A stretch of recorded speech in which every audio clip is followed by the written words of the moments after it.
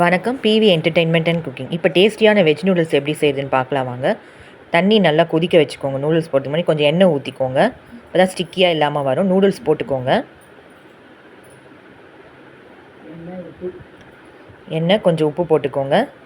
பாருங்கள், நூடுல்ஸ் நல்லா வெந்துருச்சு. தேவையான பொருட்கள் சொல்கிறேன். பச்சை மிளகா, இஞ்சி, கேரட், குடமிளகா, வெங்காயம், கோஸ், பூண்டு இதெல்லாம் எடுத்து வச்சுக்கோங்க.